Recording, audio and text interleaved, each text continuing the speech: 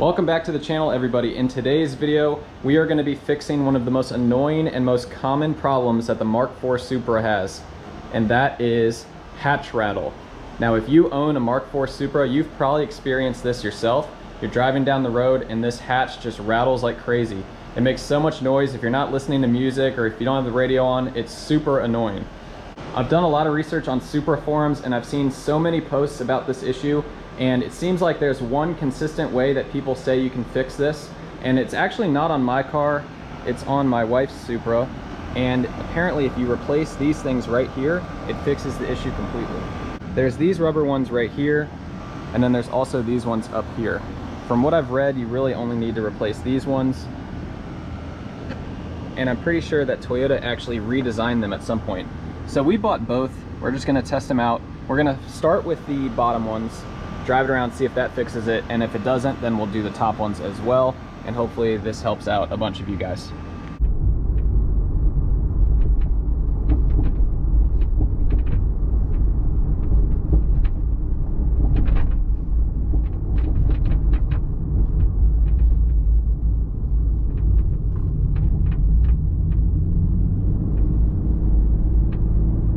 So these are the part numbers here in case you need them. This is for the top one, and then this is for the bottom one. And they're the same, so you can just buy two of each. You don't need to buy a left and a right one. All right, so let's start with the bottom ones here. And I'm curious to see if these actually are different. All right, so let's compare them. And they do look a little different. You can see right here, that part is different than that part. And a post that I saw online said that the new ones were a little beefier, was the actual quote. They do look a little beefier. And you can see that this little indent is gone, it's just completely flat now. The material feels slightly different as well. These just feel a little dried up, you can see there's a crack in it. So let's go ahead and remove this one and throw two of these on. It's the next day because we ran out of daylight last night. But we did get this one installed and it was a huge learning process. So I'm gonna do this one on camera to try and help you guys out, because I wish I had known how to properly remove and install the new one before. So I hope this video is helpful to all y'all. So these screws actually have Loctite on them. There is no possible way to unscrew these with a regular Phillips head screwdriver. So do not try it, you will strip the screw very easily. What you have to do is actually cut the whole rubber thing apart. You can use just a regular razor blade. It's super easy to cut them. So just basically cut the whole thing until it's just this metal piece left. And then there's a couple different methods to get the screws out. From what I read online, you can either heat it up with like a soldering iron or a torch just for a few seconds to heat up that Loctite, and then you can unscrew it. The method that I used was to cut a little slit in the screw so I could unscrew it with a flathead screwdriver. So that's what we're gonna do on the other side, and I'll show you how it works. All right, so let's go ahead and cut this old one off. As you can see, it's pretty cracked and they just get a little dry over time and brittle. So they're pretty easy to cut.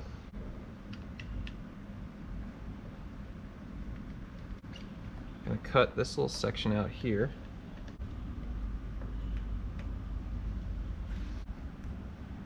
Just go very slowly. You don't want to hit the paint with the knife.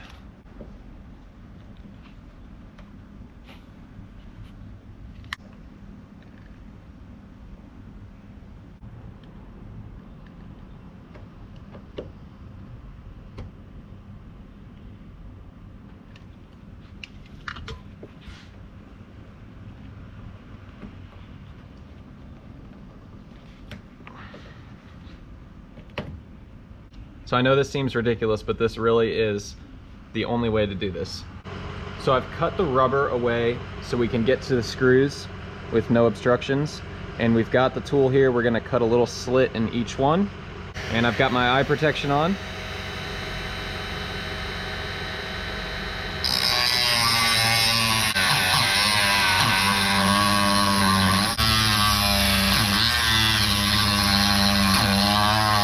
What you want to be careful of is you don't want to go too deep with the Dremel, because if you do, you can break the head of that screw off, and that's the last thing you want to do.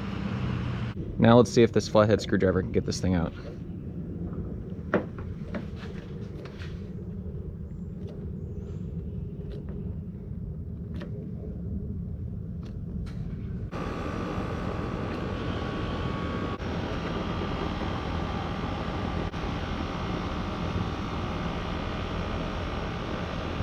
And look at all that. So unnecessary. Now we're gonna use the magnet tool to get all this metal shavings out of here. Ooh, look at that. So satisfying.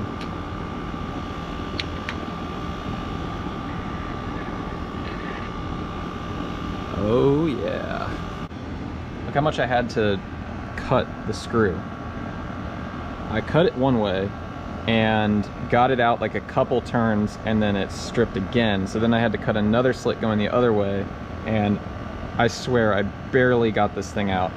It probably, if it had like 1 or 2 more turns, it probably would have stripped again.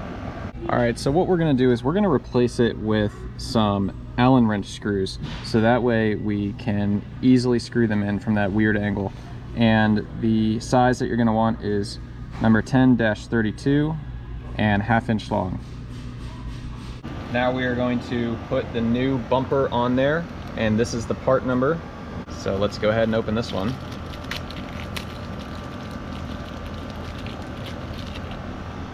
And you're going to install it with the arrow facing up like this. When we go to screw them in like this, instead of having to come in at a straight angle like that with this in the way. As always, you don't want to tighten too much because you don't want to damage those threads inside.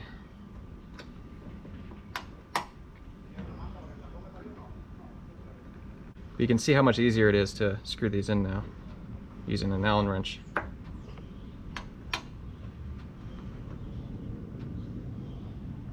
All right, I think we'll leave it like that for now.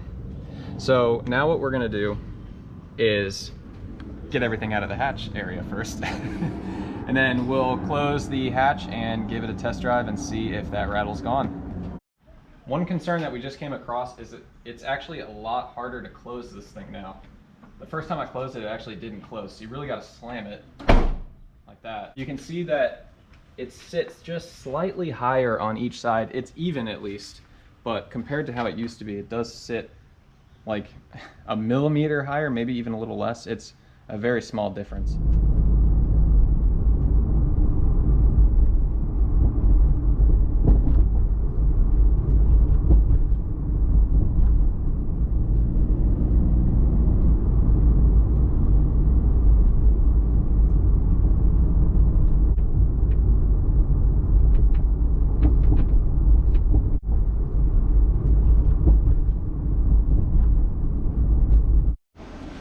Okay, back from the test drive, and as you may have noticed, that rattle is completely gone as far as the hatch goes. The rest of the car makes some other noises that we got to figure out, but as far as hatch rattle goes, it is completely fixed. So if you are having this issue, I highly recommend picking up those bottom rubber bumpers. We actually did not end up replacing the plastic ones up top. We did the bottom rubber ones, and I wanted to drive it around first to see if that alone would fix it, and it did. So if you want to replace both, you can go ahead and do it. Those 4 pieces together were about $50, maybe closer to $60, I can't remember exactly. So they are expensive, so if you want to just buy the bottom 2, definitely go for it. Throw them in there. Getting them out is a little difficult. I can't lie, I thought this was going to be a super easy install. Just unscrew, remove, put the new one in, screw it in. It was the complete opposite of that. Loctite really made that job a lot harder. Well, I hope that was helpful to you all. Thank you so much for watching.